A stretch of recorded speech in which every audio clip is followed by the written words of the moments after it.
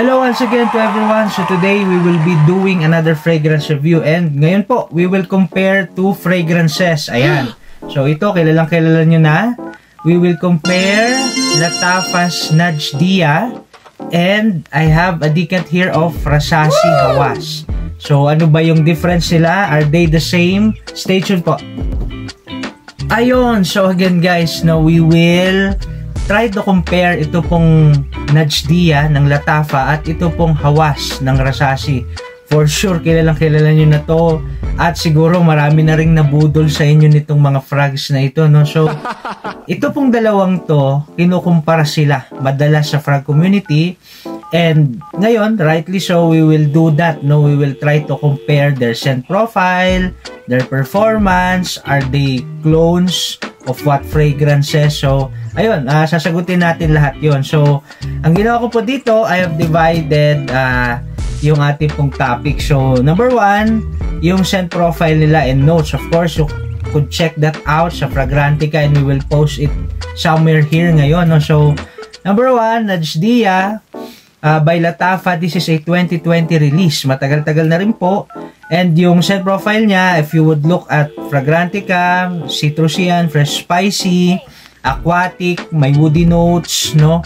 May cinnamon, etc. So, lalagay na lang natin dito. And of course, the notes, meron siyang apple, meron siyang lemongrass, meron siyang bergamot, meron siyang watery notes, may cardamom, may musk, may tobacco, may sandalwood, no? Lalagay na lang natin lahat yan. And Hawas, this is, siguro marami pong magugulat dito. This is a 2015 release pa.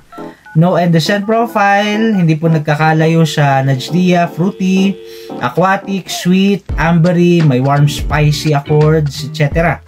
And the notes, may apple din, may bergamot din, may cinnamon, may watery notes, may plum, may cardamom, may musk, may ambergris, at iba pa pong notes, no? So basically, yan po yung nakalagay sa Fragrantica. And ang next na katanungan, kamusta yung scent profile nila? Are they close, no? Kasi po kinukumpara sila eh. May mga nagsasabi na wala po silang pinagkaiba sa scent profile sa performance lang. Pero ako po personally, if you would try to be detailed siguro, no, sa pagkumpara dito po sa dalawang ito, no, you would find out na meron silang difference. By the way guys, no, I only have a decant here, no, kasi po nabenta ko na months ago yung aking full bottle ng Rasasi Hawas, and I would like to take the time then to shout out ang aking mga kapatid sa frag community ng Baguio. Thank you so much sa pagpapahiram, Brother Jubert, maraming salamat. Ito pong makasama ko sa Baguio Frag Community, ang bilis pong pakiusapan, ang bilis pong hiraman. Thank you so much mga kapatid, no? So ayun, going back po sa ating pagko-compare, no? So yun po sabi ko, no, if we would try to be detailed, no, sa ating pagkukumpara, para sa akin po si Hawas, no, this is fresher and sweeter, no? Siguro more ozonic siya, more watery, no, yung paggamit niya. So again, no, yung aquatic notes, no, mas prominent yon kay Hawas, and siguro more dense siya because of the ambergris. Kung titingnan po ninyo yung base, no, na indicate natin kanina from Fragrantica, meron po siyang ambergris. So the ambergris, no, it makes the perfume siguro more dense, no, more musky, no. Same effect din with the ambroxan. Of course, the ambroxan, that's a synthetic note, and the ambergris, this is the natural note, no. Pero ambroxan kasi, this is more clean, no. Ambergris, this is more musky, no. Pero anyway, may somehow nagkakalapit yung kanilang effect sa perfume. It makes it more dense, no. It makes it more musky. So para sa akin si Hawas, more musky to, no. And sabi ko kanina, more sweet, more fresh, kasi mas nag-utilize siya hindi lang po ng aquatic notes, pero meron po siyang plum, no. May naka-indicate po na plum eh. May fruity nuances siya. And Najdia, on the other hand, dito pong Najdia, for me this is siguro more mature, no? More green and more mature. Kung mapapansin po ninyo sa Fragrantica, no, meron siyang lemongrass note na wala po sa Hawas si Najdia, no?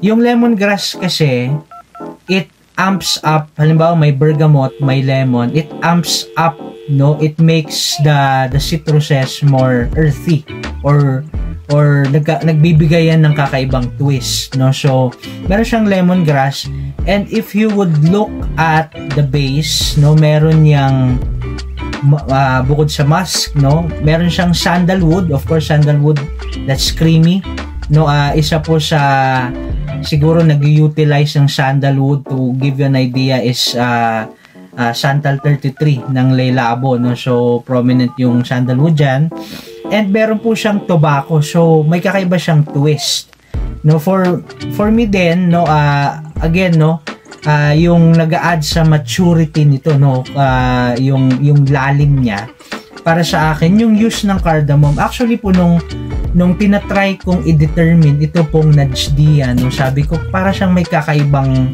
ginagawa, no. Para siyang siguro meron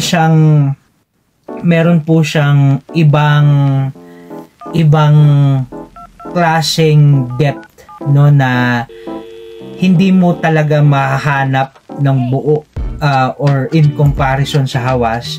And that is yung use ng Najdia doon po sa cardamom, no. Of course, cardamom, yan po ay earthy, yan po ay sweet, yan po is spicy, so iba-iba po yung scent profile niya, no. And para sa akin, guys, no, the interesting thing about Najdia, no, yung cardamom use niya, at least on my nose, this is subjective, no, subjective opinion, para sa akin, para siyang Paco Rabanne Invictus na lalagyan mo ng touch ng JPG Limal, no. So alam mo po natin ang JPG, no, isa po yan sa kilalang gumagamit ng cardamom note, no. So para po sa may mga JPG dyan, no, lalo po ang Limal at saka po ang Limal Le Parfum, you would understand yung sinasabi ko about cardamom. Para po siyang ganun, para siyang, again, Invictus ng Paco Rabanne na meron pong JPG Limal, no. So yun po yung difference for me, no. And ang katanungan siguro, katulad ng madalas nating mabasa or marinig sa reviews, kung close ba sila, close ba yung scent profile nila. For me po, hindi, no. Sorry po, you would get the idea kasi sa una mong smell sa kanila, sa una mong tingin sa notes, no, parang o nga, no, parang siguro 90% close, may mga nagsabi pang ganun. For me, guys, kung nagkakaroon sila ng closeness around mid, no, siguro kung magkakaroon sila ng closeness, for me 65-70%. Pero again, no, if you would try to be more detailed, no, if you would try na maging meticulous sa development ng notes, for me po hindi naman talaga sila close, no. And speaking of their closeness, marami po nagsasabi, no, this is the third one, marami po nagsasabi na ito pong Najdia at ito pong Hawas, no, they are both clones ng Paco Rabanne's Invictus Aqua. So here's the thing, no, for me po, again, no, hindi, no, siguro ganito po, I-explain ko. Ito pong Najdia, on my nose, because of that cardamom use and the tobacco and yung kanya pong heavy bases, no, for me, this is more of a clone ng Paco Rabanne Invictus, no. So yun, no, siguro lagyan mo ng twist dahil naman may aquatic notes yan, eh. Lagyan mo siya ng konting twist siguro ng Invictus Aqua, kasi po ganoon naman talaga yung ginawa nila sa Invictus Aqua, no. So the Paco Rabanne Invictus, and they tried changing the warm spicy notes, no, lalo ng cardamom, ng fresh spices, no? So, and aquatic notes. No, so for me po, again, this is more of a clone ng Invictus na may konting touch po ng Invictus Aqua. And Hawas, no? Rasashi Hawas. Rasashi Hawas for me, marami pa nagsasabi, this is the straight up clone ng Invictus Aqua. So, to give you a siguro FYI, patungkol sa Invictus Aqua and Rasashi Hawas. Rasashi Hawas, katulad ng sinabi ko kanina, this was released 2015.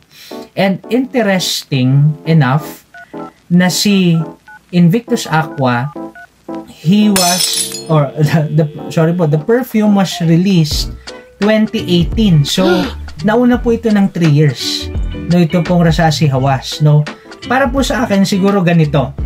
Para sa akin, ito pong Hawas, this was Rasashi's interpretation of the 2016 Invictus ng Paco Rabanne, pero you make it more aquatic or you make it more fresher. Siguro parang ganun yung ginawa nila, no. So ayun, no, yun lang po yung to get that off the topic na, no, para matapos na yan once and for all. Yan po yung thoughts ko dito sa dalawa, if they are clones, no. So yun, no, yun po yung masasabi ko sa dalawang ito. And the next question, the fourth one, kamusta naman yung kanilang performance? For performance, guys, wala akong masasabi sa Hawas. No, Hawas is a beast. No, sabi nga po nila, no, walang takas sa Hawas. Kasi totoo naman, no, para po sa akin na hindi po mahilig sa freshies or sa aquatic, sa ozonic perfumes, no, the first time na sniff ko tong si Hawas at nagamit ko, talaga namang solid, no, kasi bukod sa napaka wearable na scent profile, yung performance pambihira, wala kang masasabi dito. It projects very good for around 2 to 3 hours, grabe. And longevity nito, guys, sa skin siguro 7 hours, no, at lumalaban talaga to sa mainit, no, even po sa malamig nagkakat yan, no. Solid tong Hawas. But it does not mean na dahil better performer to, it does not mean na ito pong Najdia ng Lattafa ay hindi nagpo-perform ng maganda. For me po, solid pa rin to, okay pa rin talaga, no. Siguro kailangan mo lang mag-overspray a bit. Pero a good 5 hours, no, projects 1 hour, no, okay na rin, 'di ba? For its price, wala ka na masasabi. No, so again, no, better performer si Hawas. At sa wearability, guys, para sa akin both versatile naman sila.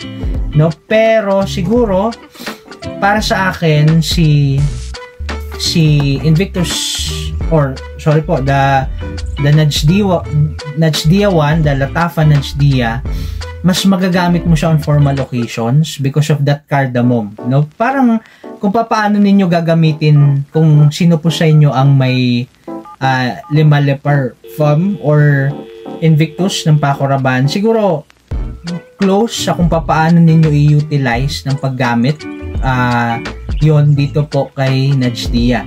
And ito pong Hawas, versatile pa rin, definitely. Pero po, for me, pag halimbawa nasa closed area ka, no, ang cloying ng sweetness niya, para sa akin, yung combination ng ozonic notes with sweetness, with that plum, yung plum kasi yung nagpapatamis dito para sa akin, may tendency siyang maging cloying. So, ayun lang, guys, siguro ito lang yung gusto kong masabi sa dalawang ito. Definitely parehong solid na perfume, no. If you are looking for a great alternative ng Invictus or Invictus Aqua, definitely go for these perfumes, no. At personally po, no, I'm not trying to discourage, no, or hype again Hawas, no. Pero para sa akin, kung nagpaplano kayong kumuha ng Invictus Aqua, siguro better na kumuha na rin kayo ng, or kunin na lang po ninyo ang Rasashi Hawas. Number 1, mas mura. I believe ang Invictus Aqua ay around 3K, no? If I'm not mistaken, 3K, 3.5. No, ang Rasashi Hawas po ngayon around 2.5, no? 2.6, 2.7, mga thereabouts. No, so mas mura siya and mas available po siya sa market, no? Mas mahirap pong hanapin si Invictus Aqua. Si Hawas, marami po nagbebenta niyan, no? BNIB or partials, marami kang makikita almost every day sa frag groups. No, so ayun guys, would I recommend them? 100% yes guys. Wala akong masasabing masama dito sa dalawang ito, no? So again, sana po naging helpful sa inyo yung review na ito. Sana po somehow for those na are trying to nagko-contemplate kung kukuha pa ba sila ng Hawas, kung meron na po silang Najdia or vice versa, or kung para po sa inyo na mga nagwa-wonder kung talaga bang close sila or close ba sila sa Invictus or Invictus Aqua. So yun po, sana po naka-help somehow. And again, if you find this helpful and interesting, please do consider liking, sharing, and subscribing. Ayun, maraming salamat po. Ingat po kayo.